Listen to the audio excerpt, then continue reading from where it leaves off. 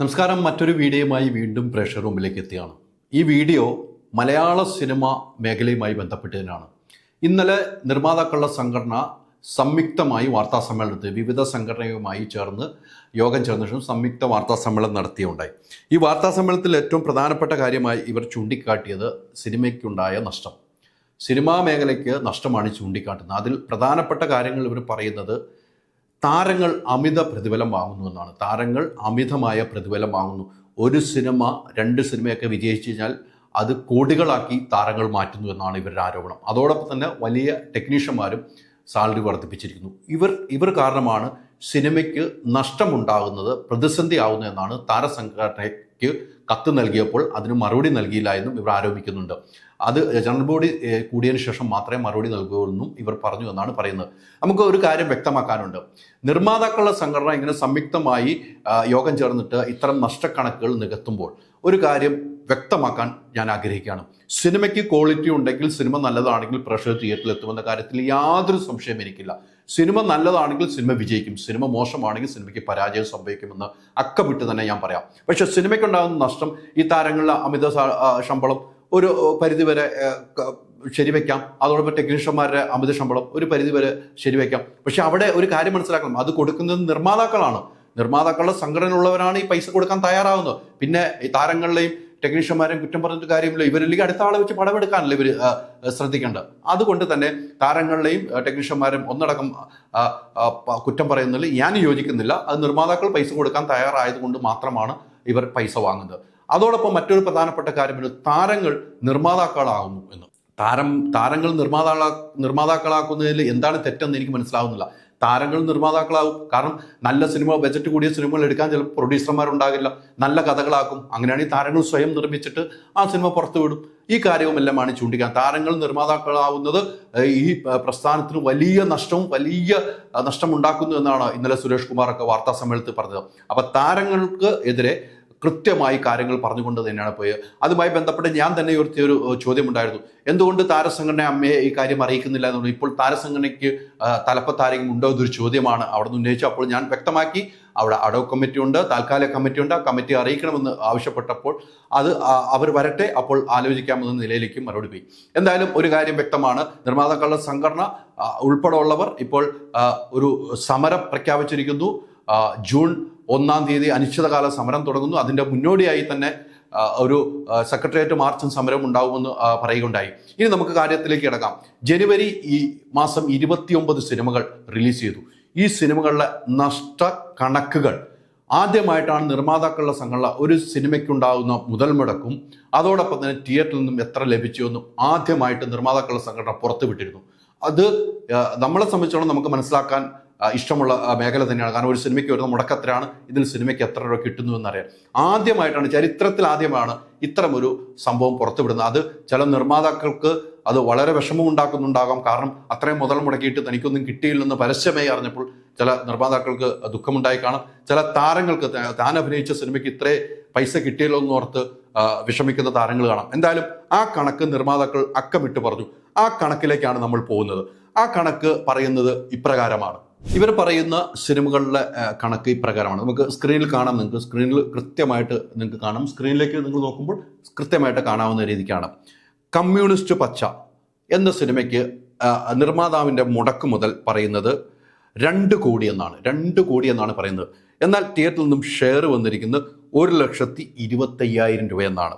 അതോടൊപ്പം തന്നെ മറ്റൊരു സിനിമയുടെ പേര് പറയുന്ന ഐഡിയ ആണ്. 2,47,00,000 രൂപ ആണ് പറയുന്നത്. ഷെയർ വന്നത് 1,50,000 രൂപ. മൂന്നാമതായി ഇവർ പറയുന്ന സിനിമ ഐഡന്റിറ്റിയാണ്. ഐഡന്റിറ്റിയുടെ മുതൽ മുടക്ക്, അത് നമ്മൾ നെട്ടിക്കുന്ന മുതൽ മുടക്കാണ്. 30 കോടി രൂപയാണ് മുതൽ മുടക്ക്. 30 കോടി രൂപ മുതൽ മുടക്കിൽ വന്നിരിക്കുന്ന, തിയേറ്ററിൽ നിന്നും വന്നിരിക്കുന്ന കണക്ക് 3.5 കോടി രൂപ മാത്രമാണ്.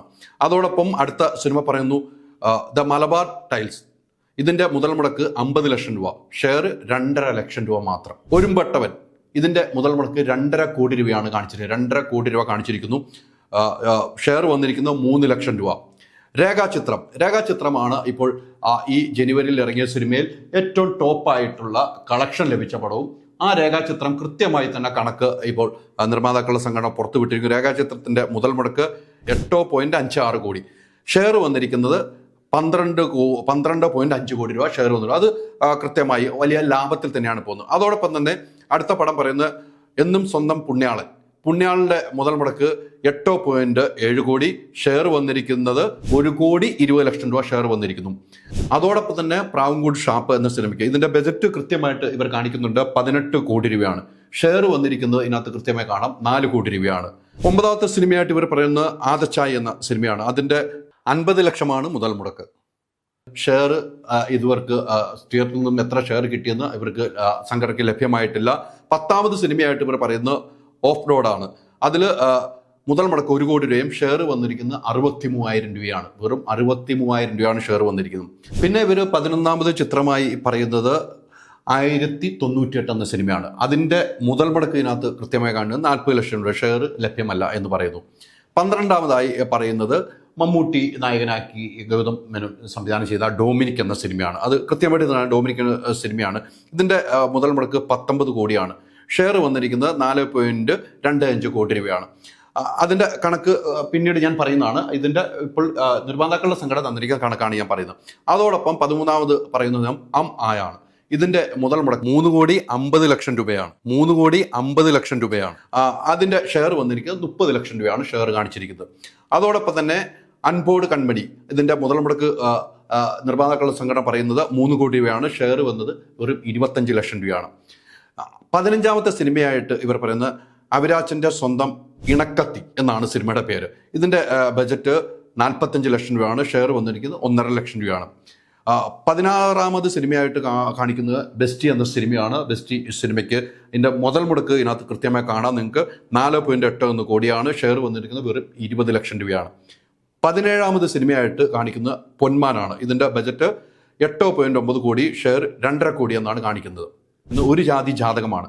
ഇതിൻ്റെ ബജറ്റ് മുതൽ മുടക്ക് പറയുന്നത് 5 കോടിയാണ്. ഷെയർ വന്നിരിക്കുന്നത് 1.5 കോടി രൂപയാണ്. 19ാമത് സിനിമയായിട്ട് ഇവർ കാണിക്കുന്നത് എൻ്റെ പ്രിയതമൻ. ഇതിൻ്റെ മുതൽ മുടക്ക് 2.5 കോടി, ഷെയർ ലഭ്യമല്ല എന്നാണ് കാണിക്കുന്നത്. 20ാമത് സിനിമയായിട്ട് ഇവർ പറയുന്നത് സീക്രട്ട് ഓഫ് വുമൻ. ഇതിൻ്റെ മുതൽ മുടക്ക് 60 ലക്ഷം, ഷെയർ വന്നിരിക്കുന്നത് 2 ലക്ഷം. അതോടൊപ്പം 21ാമത് സിനിമയായിട്ട് ഇവർ കാണിക്കുന്നത് 4 seasons.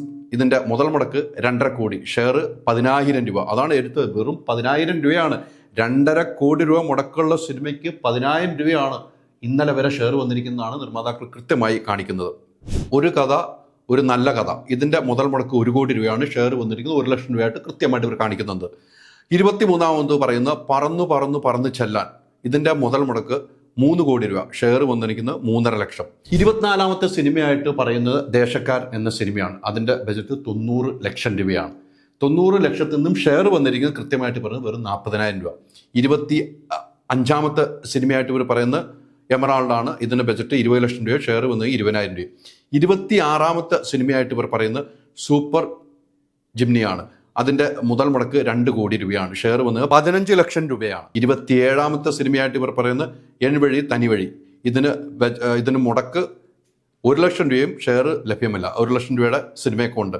Mister Bengali the real hero.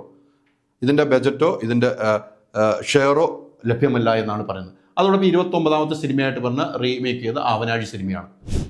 ഞാൻ നേരത്തെ പറഞ്ഞു വെച്ചാൽ രേഖാചിത്രത്തിൻ്റെ കാര്യങ്ങൾ പറഞ്ഞു. രേഖാചിത്രമാണ് ഏറ്റവും ടോപ്പിൽ തന്നെ നിൽക്കുന്നത്. അതോടൊപ്പം തന്നെ മമ്മൂട്ടി ചിത്രമായ ഡൊമിനിക്കിൻ്റെ കാര്യവും, ബേസിൽ ജോസഫിൻ്റെ പൊന്മാനും, വിനീത് ശ്രീനിവാസൻ്റെ ഒരു ജാതി ജാതവും എന്നീ സിനിമകൾ തിയേറ്ററിൽ ഷെയർ കൂടാതെ മറ്റ് ബിസിനസ്സുകൾ നടത്തി അവർ മുതൽ മുടക്കിന് അപ്പുറത്തേക്ക് പിടിച്ചു എന്നാണ് എനിക്ക് മനസ്സിലാകും. മുതൽ മുടക്കിന് കൂടുതൽ അവർക്ക് ലഭിച്ചു. അപ്പം ഈ സിനിമകളൊന്നും നഷ്ടത്തിൽ വന്നില്ല. നഷ്ടം വന്ന സിനിമകളുടെ കണക്ക് നോക്കുമ്പോൾ നമുക്ക് ഞെട്ടൽ മാത്രമേ ഉണ്ടാവുള്ളൂ. കാരണം ഇങ്ങനെ സിനിമകൾ ഈ തിയേറ്ററിൽ വരുന്നു എന്നാണ് ഇതിൽ നിന്നും മനസ്സിലാക്കാൻ കഴിയുന്നത്. ഇവിടെ ഏറ്റവും പ്രധാനപ്പെട്ട കാര്യം, ഇത്തരം സിനിമകൾ ലിസ്റ്റ് നമ്മൾ പ്രഷർ മുമ്പിൽ കാണിച്ചപ്പോൾ ഏറ്റവും പ്രധാനപ്പെട്ട കാര്യം ഓരോ സിനിമയുടെ മുതൽ മുടക്കും അതിലുണ്ടായ പൈസയും. ഇത് കൂടാതെ ഇപ്പോൾ നിർമ്മാതാക്കളുടെ സംഘടനയിൽ എഴുതി കൊടുത്ത കണക്ക് പ്രകാരമാണ് ഈ ലിസ്റ്റ്. ഇത് കൂടാതെ ഒരു സിനിമയ്ക്ക് പ്രൊമോഷൻ എന്ന് പറഞ്ഞ വലിയ കടമ്പ കിടക്കേണ്ടത്, അതിന് ലക്ഷങ്ങൾ മുടക്കുന്ന പ്രൊമോഷനുണ്ട്. അതോടൊപ്പം തിയേറ്ററിൽ നിലനിൽക്കാൻ വേണ്ടി തിയേറ്ററിലേക്ക് ആളെ കയറ്റുന്ന സമ്പ്രദായമുണ്ട്. അതിന് ഒരു ടിക്കറ്റിന് ഇത്ര രൂപ വെച്ച് വാങ്ങുന്നുണ്ട്. അങ്ങനെ മാളെ കയറ്റിയാണ് ഒരാഴ്ചയെങ്കിലും സിനിമ നിലനിർത്തുന്നത്. അങ്ങനെ നിലനിർത്തിയ സിനിമകളും ധാരാളമുണ്ട്. അപ്പോൾ ഈ കണക്കിലൊന്നുമല്ല ആ സിനിമ പെടുന്നത്, ഇതിൻ്റെ ഇരട്ടി തുകയിലേക്ക് മുതൽ മുടക്കിലേക്ക് വരും. അപ്പോൾ വീണ്ടും നഷ്ടക്കണക്കാണ് വരുന്നത്. അങ്ങനെയാണ് ഇപ്പോൾ മലയാള സിനിമ മുന്നോട്ട് പോകുന്നതെന്ന കാര്യത്തിൽ സംശയമില്ല. ഈ കണക്കിന് സിനിമ പോയി കഴിഞ്ഞാൽ ഈ നിർമ്മാതാക്കൾ പറയുന്ന പോലെ അടച്ചുപൂട്ടലല്ലാതെ വേറെ വഴിയില്ല. പക്ഷെ അവിടെ ഒരു കാര്യം, സിനിമ എടുക്കാൻ കഴിയുന്ന നിർമ്മാതാക്കളുണ്ട്, സിനിമ എടുക്കാൻ കഴിയുന്ന താരങ്ങളുണ്ട്.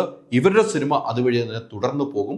സിനിമ നിർത്തുക എന്നത് നിർത്തിക്കഴിഞ്ഞാൽ മലയാളികൾക്കൊന്നും സംഭവിക്കാൻ പാടില്ല. അത് നിർത്തിക്കഴിഞ്ഞാൽ താരങ്ങൾക്കും നിർമ്മാതാക്കൾക്കും സംഭവിക്കുള്ളൂ കാര്യത്തിൽ സംശയമില്ല. കാരണം സിനിമ എന്നത് ഒരു വലിയ വ്യവസായമാണ്. ആ സിനിമയ്ക്ക് കിട്ടുന്ന ആനുകൂല്യങ്ങൾ, സർക്കാരിൻ്റെ ഭാഗത്തു നിന്ന് കിട്ടുന്ന ആനുകൂല്യങ്ങൾ സമരം ചെയ്ത് തന്നെ നിങ്ങൾ വാങ്ങിയെടുത്തു കഴിഞ്ഞാൽ ഈ പ്രസ്ഥാനം മുന്നോട്ട് പോകും. അല്ലാതെ താരങ്ങളുടെ അമിത ശമ്പളവും അതോടൊപ്പം തന്നെ കുറയ്ക്കാൻ നിങ്ങൾ ആവശ്യപ്പെടണം എന്ന കാര്യത്തിൽ സംശയമില്ല. ഏറ്റവും കൂടുതൽ സർക്കാരിൽ നിന്ന് കിട്ടുന്ന ആനുകൂല്യം, കോവിഡിന് മുമ്പ് മുതൽ ആനുകൂല്യം കിട്ടേണ്ടതായിരുന്ന ആനുകൂല്യങ്ങളൊന്നും സർക്കാരിൻ്റെ ഭാഗത്തു നിന്ന് ലഭിച്ചിട്ടില്ല. ഇപ്പോൾ സർക്കാർ അടുത്ത സർക്കാരിലേക്ക് വരുന്നതിന് മുമ്പ് തന്നെ ഈ ആനുകൂല്യങ്ങൾ വാങ്ങിയെടുത്താൽ അത് സംഘടനയ്ക്ക് ഏറ്റവും വലിയ വിജയമായിരിക്കും. അതിനൊരു കൂട്ടായ പരിശ്രമമാണ് ഉണ്ടാകേണ്ടത്. അപ്പോൾ സിനിമയുടെ ജനുവരി വരെയുള്ള, ഇന്നലെ വരെയുള്ള കണക്കാണ് ഞാൻ പ്രേക്ഷകർ മുമ്പിലേക്ക് അവതരിപ്പിച്ചത്. അത് നിർമ്മാതാക്കളുടെ സംഘടന ആദ്യമായിട്ടാണ് ഇത്തരം കണക്കുകൾ പുറത്തുവിട്ടത്.